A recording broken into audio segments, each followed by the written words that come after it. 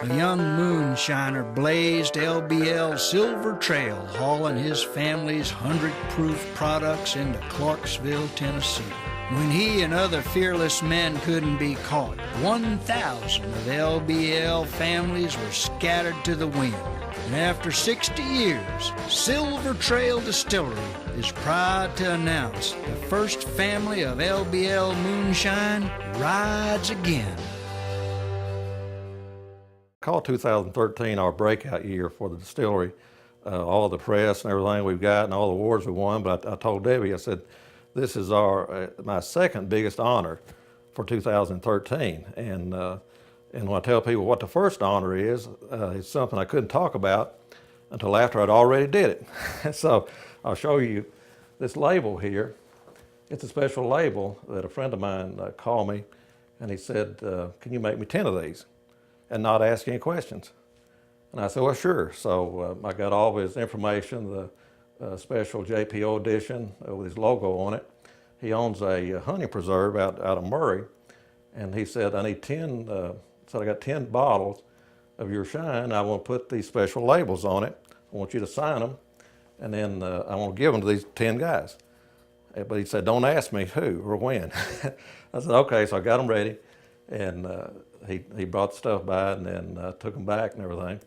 And in about a week, he called me and said, okay, I want to tell you where your labels went. He said, these were the 10 SEALs that brought in bin Laden.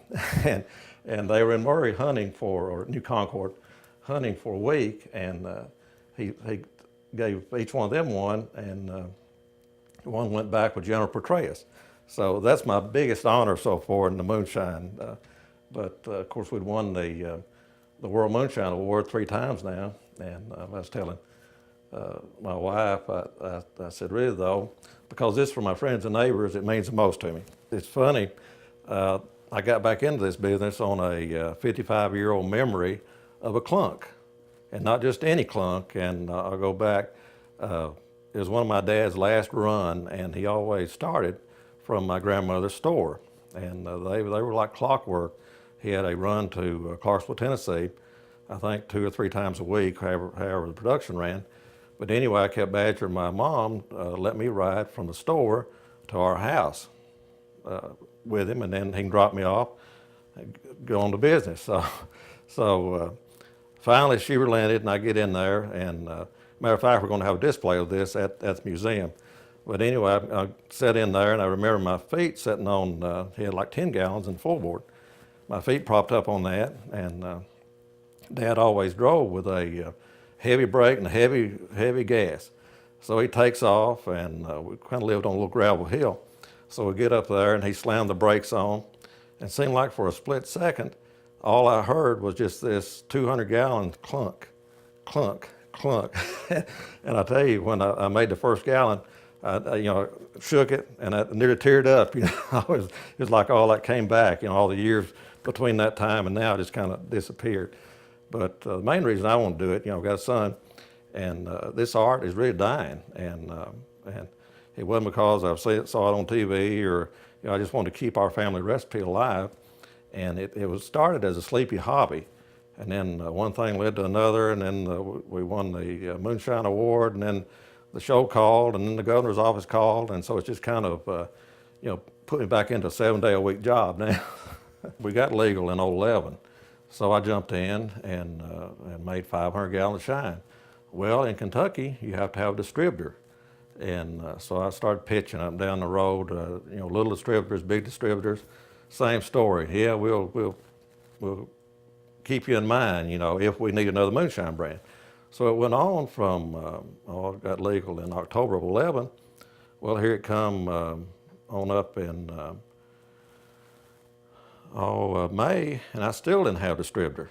So, but anyway, going back to 2011, I told my wife, I said, I got to do something to get some buzz going.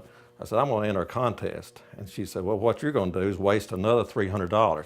So anyway, I had to send the samples out to San Diego, California, and it was like the Oscars of the spirits world.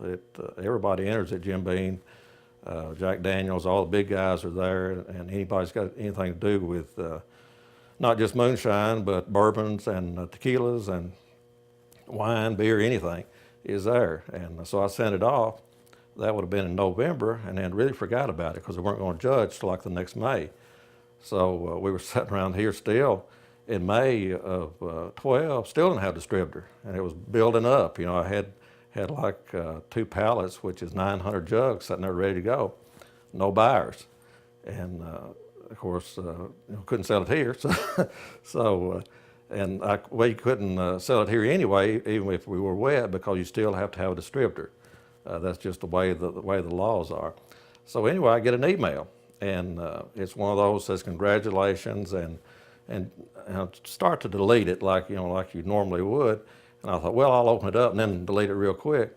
Well, we won. We won the World Championship of Moonshine, and I swear, from 2 weeks after that, a producer from New York called, and he said, and we did have a website too, had that up, and he said, we're looking at your website and said, you've got a pretty good story, and we need a legal guy. Do you think you'd be available? And I said, well, let me think about it for about 2 seconds, and I'll let you know. So then it ended up, he said, okay, we'll see you in the fall, and that's as far as it went. And when they called, I thought that they were with a documentary, because my cousin, that's an actor out in California, had said they're trying to get a moonshine documentary going. And finally we talked on it. He said, no, we're the Moonshiners, from Discovery. I thought, oh, okay.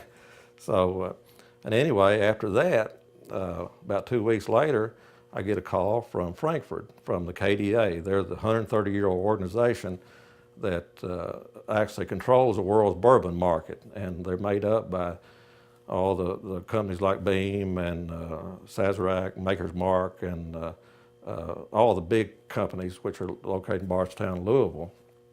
And they said, you're a master distiller. We need to have you in the association, and Four Roses will be your sponsor. You have to have a big guy to sponsor a little guy.